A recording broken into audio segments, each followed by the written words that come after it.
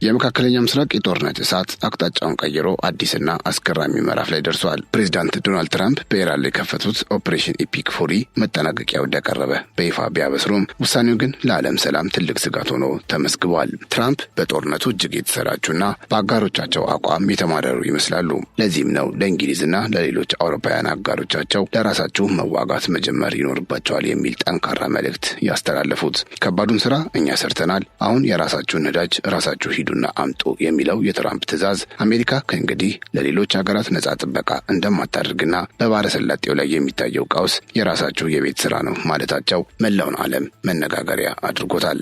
ፕሬዚዳንቱ የዓለም የነዳጅ የደም ስር የሆነው የሆርሙዝ ሰርጥ ባይከፈትም ጦርነቱን አቁመዋለሁ ማለታቸው ተሰላችተው ወይስ ከአቅማቸው በላይ ሆኖ የሚሉ ጥያቄዎችንም አስከትሏል። ዋይት ሀውስ የሰርጡ መከፈት ከዘመቻው ዋና ግቦች ተርታ መሃል አይደለም ያለበትንና ትራምፕ ለእንግሊዝ ያስተላለፉትን ኢራንን ሞክሯት ንግግር በዝርዝር እናስደምጣቸዋለን። በሌላ በኩል ኢራን በወታደራዊ ጥቃቶች ክፉኛ ተመታለች ቢባልም በባሕረ ሰላጤው ሀገራት ላይ የምታደርገው የድሮን ጥቃት ግን ይበልጥ ተባብሶ ቀጥሏል። በተለይም በዱባይ ወደብ ላይ በቆመች የኩዌት የነዳጅ ጫኝ መርከብ ላይ የደረሰው አስደንጋጭ የድሮን ጥቃትና በሳውዲ አረቢያ አቅራቢያ የሚሰሙት ተከታታይ ፍንዳታዎች ቴህራን አሁንም ቢሆን የዓለምን የነዳጅ አቅርቦት የማስተጓጎል አቅም እንዳላት ማሳያ ሆኗል። ኢራን በዱባይ በሚገኘው ቁልፍ ወደብ አቅራቢያ ይህንን ጥቃት መፈጸሟ የስትሬቱ ደህንነት ሳይረጋገጥ ጦርነቱን ለማቆም መታቀዱን ተከትሎ የተሰነዘረ አዲስ ግልጽ ጥቃት ተደርጎ ተወስዷል። ይህም ቴህራን የተዳከመ የባህር ኃይሏን በረቀቁ ድሮኖች በመተካት የዓለምን የኢኮኖሚ ደም ስር የያዘውን የሆርሙዝን የውሃ መስመር እንደ መደራደሪያ ካርድ ለመጠቀም መወሰኗን በግልጽ ያሳየ ክስተት ሆኖ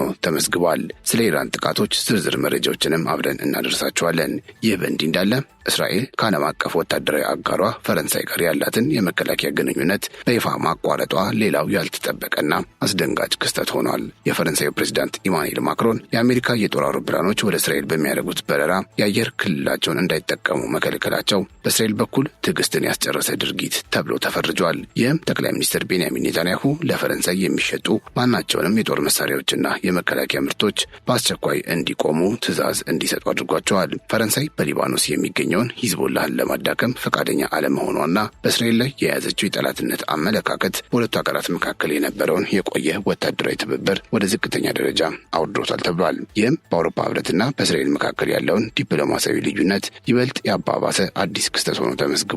በዛሬው ፕሮግራማችን ትራምፕ ጦርነቱን ለማቆም የወሰኑበትን ሚስጥራዊ ምክንያት፣ የሆርሙዝ ሰርጥ ዝግ ሆኖ መቆየት በዓለም ላይ የሚያስከትለውን ተጽዕኖና የእስራኤልን አዲስ ዲፕሎማሲያዊ ጦርነት በዝርዝር እንመለከታለን። ኢራን እንዴት እንደ መደራደሪያ ካርድ የባህር ላይ ጥቃቶችን እየተጠቀመችበት ነው? የአሜሪካና የእንግሊዝ ግንኙነትስ ወዴት እያመራ ነው? የሚሉትን ጥያቄዎች መረጃዎችን ዋቢ በማድረግ እናስደምጣችኋለን።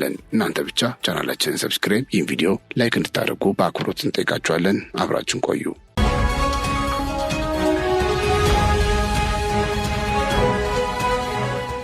ትራምፕ የኢራንን ጦርነት ለማቆም መቃረባቸውን ገልጸዋል። በሆርሙዝ ጉዳይ ግን አውሮፓውያንን ወቅሰዋል። ፕሬዚዳንት ዶናልድ ትራምፕ በኢራን ላይ የጀመሩት ወታደራዊ ዘመቻ ትልቅ እድገት ማሳየቱንና ጦርነቱ ሊያበቃ መቃረቡን በይፋ አስታውቀዋል። የዋይት ሀውስ የፕሬስ ጸሐፊ ካሮሊን ሌቪት እንደገለጹት የአሜሪካና የእስራኤል ጥምር ጦር በኢራን ላይ የከፈተው ኦፕሬሽን ኢፒክ ፉሪ ወደ ማጠናቀቂያው ምዕራፍ እየተቃረበ ይገኛል ብለዋል። ሌቪት እንደገለጹት የፔንታገን ግምታዊ የጊዜ ሰሌዳ ከ4 እስከ 6 ሳምንታት የነበረ ሲሆን ዛሬ በ30ኛው ቀን ላይ በመሆኑ ዘመቻው እስከ ሚያዝያ አጋማሽ ሊጠናቀቅ ይችላል። ይሁን እንጂ ጦርነቱ ቢቆምም የሆርሙዝ ሰርጥ ጉዳይ አሁንም አወዛጋቢ ሆኖ ቀጥሏል። ትራምፕ ሰርጡ ባይከፈትም ጦርነቱን ለማቆም ፍላጎት እንዳላቸው አመልክተዋል። ይህ በዓለም አቀፍ የነዳጅ ገበያ ላይ ከፍተኛ ስጋት የፈጠረ አዲስ አቅጣጫ ሆኖ ተመዝግቧል። ይህ በእንዲህ እንዳለ ፕሬዚዳንት ትራምፕ በሰርጡ ጉዳይ በብሪታንያና በሌሎች አጋር ሀገራት ላይ ያላቸውን ቁጣ በትሩዝ ሶሻል ገጻቸው በኩል ገልጸዋል። በኢራን ላይ በተሰነዘረው ጥቃት ያልተሳተፉት እንደ እንግሊዝ ያሉ ሀገራት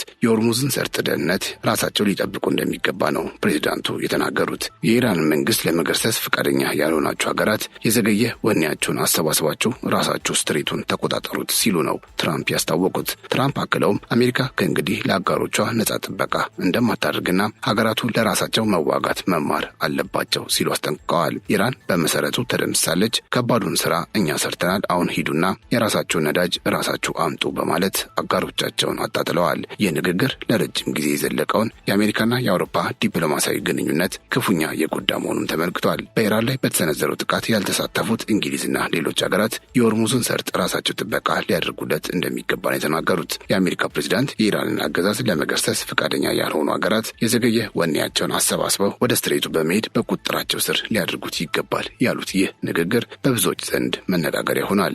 ይህ የትራምፕ አስተያየት በመካከለኛ ምስራቅ የጀመሩት ዘመቻ የቆየ ዲፕሎማሲያዊ ግንኙነቶችን ክፉኛ መጉዳቱን የሚያሳይ የቅርብ ጊዜ ምልክት ሲሆን ፕሬዝዳንቱ አጋሮቻቸው ለራሳቸው መዋጋት መማር ይኖርባቸዋል ሲሉ ጠቁመዋል። ኢራን በመሰረቱ ተደምሳለች፣ ከባዱ ክፍል ተጠናቋል፣ ሂዱና የራሳችሁን ነዳጅ ራሳችሁ አምጡ ነው ያሉት። ትራምፕ በትሩዝ ሶሻል ገጻቸው ላይ ባሰፈሩት በዚህ መልእክት ስሟ የተጠቀሰው ብቸኛ ሀገር ብሪታንያ ወይም እንግሊዝ ናት። የፕሬዝዳንቱ አስተያየት የወጣው ቡኪንግሃም ፓላስ ንጉሱና ንግስቲቱ በሚያዝያ ወር መጨረሻ ላይ በአሜሪካ መንግስታዊ ጉብኝት እንደሚያደርጉ ከማወጁ ከአንድ ሰዓት ባነሰ ጊዜ ውስጥ ነው። ይህም ንጉስ ቻርልስ ሊያልፉት የሚገባውን የዲፕሎማሲ ውጥረት አመላካች ሆኗል። ከዚህ ባሻገር ትራምፕ እንግሊዝ ከኢራን ይልቅ ነዳጅ ከአሜሪካ እንድትገዛ በመምከር አሜሪካ በሰርጡ ጥበቃ ላይ ያላትን ተሳትፎ ልታቆም እንደምትችል አስጠንቅቀዋል። ዋይት ሀውስ የሆርሙዝ ሰርጥ ክፍት መሆኑን ማረጋገጥ ከወታደራዊ ዘመቻው ዋና ግቦች ውስጥ አለመካተቱን በይፋ ገልጿል። ይህም ኢራን በስትሬቱ ላይ ያላትን ስትራቴጂያዊ የበላይነት ለወደፊትም እንድታሳይ መንገድ ሊከፍትላት ይችላል ተብሏል። የኢራን ጦር አሁንም በውሃ መስመሩ ላይ የሚንቀሳቀሱ የንግድ መርከቦችን በማስፈራራት ላይ እንደሚገኝ መረጃዎች ያሳያሉ። ይህ ሁኔታ በዓለም አቀፍ የድፍድፍ ነዳጅ ዋጋ ላይ ከፍተኛ ጭማሪ እያስከተለ እንደሆነ ነው እነዚሁ ዘገባዎች የሚያመለክቱት። የውጭ ጉዳይ ሚኒስትር ማርኮ ሩቢዮ በበኩላቸው የሆርሙዝ ሰርጥ በአንድም ይሁን በሌላ መንገድ መከፈቱ የማይቀር መሆኑን ይገልጻሉ። ሩቢዮ ለአልጀዚራ በሰጡት ቃለ ምልልስ ኢራን ዓለም አቀፍ ሕግን ካላከበረች በዓለም አቀፍ ጥምረት አማካኝነት ስትሬቱ ይከፈታል ብለዋል። በዚህም ኢራን ስምምነት ላይ ካልደረሰች የሀገሪቱን የኤሌክትሪክ ጣቢያዎችና የነዳጅ ጉድጓዶች እንደሚያጠፉ አስጠንቅቀዋል። በተለይም የካርክ ደሴትና የውሃ ማጣሪያ ጣቢያዎች የአሜሪካ ኢላማ ሊሆኑ እንደሚችሉ በይፋ ተናግረዋል። ይህ ማስፈራሪያ ኢራን የሰርጡን ቁጥጥር እንድትለቅ ለማስገደድ የታለመ ቢሆንም የጦርነቱን አድማስ ሊያሰፋ ይችላል የሚል ስጋት ግን ፈጥሯል። የፔንታገን ባለስልጣናት ዘመቻው በታቀደለት መሰረት እየሄደ መሆኑንና አብዛኛው የኢራን የጦር አቅም መዳከሙን አረጋግጠዋል።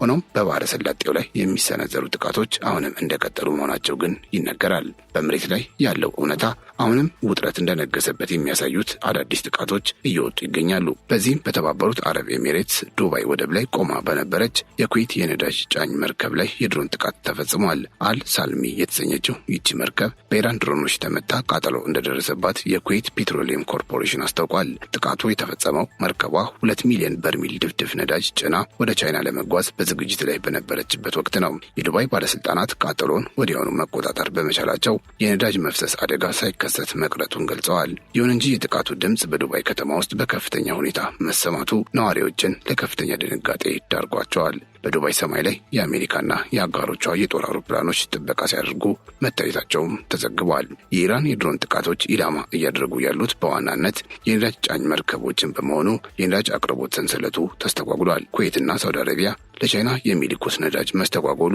በኤዥያ ገበያ ላይም ተጽዕኖ ማሳረፍ ጀምሯል። ጥቃቶቹ የሚፈጸሙት በቴክኖሎጂ በረቀቁ ድሮኖች በመሆኑ መርከቦቹን ሙሉ ለሙሉ ለመከላከል አዳጋች አድርጓል ተብሏል። አሜሪካና እስራኤል በኢራን ውስጥ የሚያደርጉት የአየር ድብደባን ቢቀጥሉም የባህር ላይ ጥቃቶቹ ግን አሁንም አልቆሙም። ይህም ኢራን በስትሬቱ ዙሪያ ያላትን አቅም ተጠቅማ እንደ መደራደሪያ ካርድ እየተጠቀመችበት መሆኑን ያሳያል ተብሏል። ጦርነቱ በይፋ እስካልተጠናቀቀ ድረስ መሰል ጥቃቶች ሊቀጥሉ እንደሚችሉ ወታደራዊ ተንታኞች በማስጠንቀቅ ላይ ይገኛሉ። ይህ ጥቃት በባህረ ሰላጤው አካባቢ ካሉት ተከታታይ የባህር ላይ ጥቃቶች የቅርብ ጊዜውና አስደንጋጩ ሆኖም ተመስግቧል። ሳውዲ አረቢያ፣ ኳታርና ባህሬንም በተመሳሳይ ሁኔታ በግዛታቸው አቅራቢያ የሚሳኤልና የድሮን ጥቃቶች መድረሳቸውን ዘግበዋል። በሳውዲ አረቢያ የባህር ዳርቻ ላይ የምትገኝ አንዲት የግሪክ ዕቃ ጫኝ መርከብም በተወርዋሪ መሳሪያዎች ጥቃት እንደተሰነዘረባት ታውቋል። እንዲሁም የታይላንድ የጭነት መርከብ በሆርሙዝ ሰርጥ አቅራቢያ ተመታ 3 ሰራተኞቿ የገቡበት ሳይታወቅ መቅረቱ ተነግሯል። እነዚህ ጥቃቶች ኢራን የአየርና የባህር ኃይሏ ተዳክመዋል ቢባልም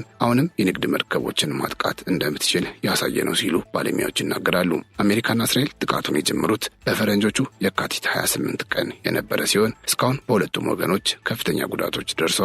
የኢራን ወታደራዊ መሰረተ ልማቶች በከፍተኛ ሁኔታ እንደወደሙ የሚነገር ሲሆን መረጃ ለመስጠት ብዙ ጊዜ ቤቷን የዘጋችው እስራኤልን ብትሆን ከምናየውና ከምናውቀው በላይ እንደተመታች ባለሙያዎች ይናገራሉ።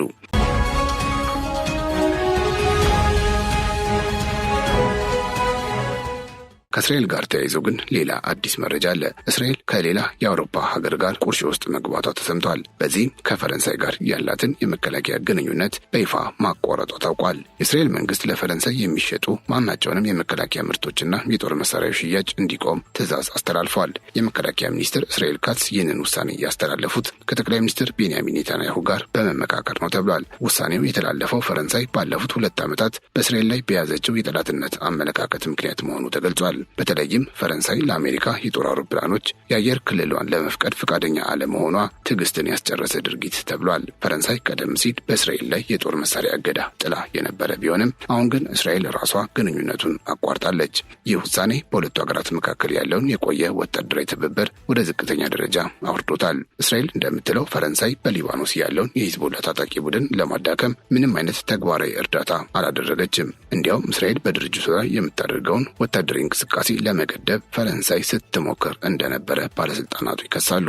የፈረንሳይ ፕሬዝዳንት ኢማኑኤል ማክሮን የያዙት አቋም በእስራኤል ዘንድ እንደ ክህደትና እንደ ጠላትነት ተቆጥሮባቸዋል። የእስራኤል ምንጮች እንደሚሉት ከሆነ ለወደፊቱ ፈረንሳይን እንደ ታማኝ የደህንነት አጋር ማየት እጅግ አስቸጋሪ ሆኗል። አሁን ያለው ነባር የጦር መሳሪያ ኮንትራቶች ቢከበሩም አዳዲስ ስምምነቶች ግን ለጊዜው አይፈረሙም የተባለው። የግል ኩባንያዎች የንግድ ግንኙነት መቀጠል ቢችሉም የመንግስት የደህንነት ትብብር ግን ሙሉ በሙሉ ቆሟል ሲል ታይምስ ኦፍ እስራኤል ዘግቧል። ይህ በእስራኤልና በአውሮፓ ህብረት ሀገራት መካከል እየተፈጠረ ያለውን ከፍተኛ ልዩነት የሚያሳይ ክስተት ነው። በጥቅሉ በሚቀጥሉት ጥቂት ሳምንታት ውስጥ በኢራን ላይ እየተካሄደ ያለው ጦርነት ሊቆም እንደሚችል ይጠበቃል። ይሁን እንጂ ጦርነቱ ካበቃ በኋላ የሚፈጠረው ሰላም ምን አይነት እንደሚሆን ግን እስካሁን ግልጽ አይደለም። የሆርሙዝ ሰርጥ ጉዳይ ሳይፈታ ጦርነቱ ሊያቆም ይችላል መባሉ ቀጣይነት ላለው የባህር ላይ ግጭት በር ሊከፍት ይችላል የሚል ስጋት እንዲነግስ አድርጓል። ኢራን አሁንም ቢሆን በክልሉ ያላትን ተጽዕኖ ለማስቀጠል የምትችለውን ሁሉ እያደረገች መሆኗ ይታያል። ዓለም አቀፉ ማህበረሰብ በነዳጅ አቅርቦትና በደህንነት ስጋት መካከል ሆኖ የትራምፕን ቀጣይ እርምጃዎች እየተከታተለ ነው።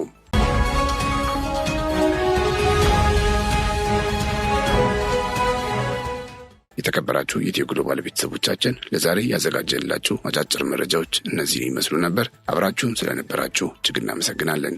ቻናላችንን ሰብስክራይብ፣ ይህን ቪዲዮ ላይክ እንድታደርጉም በአክብሮት እንጠይቃችኋለን። በያላችሁበት ሰላም።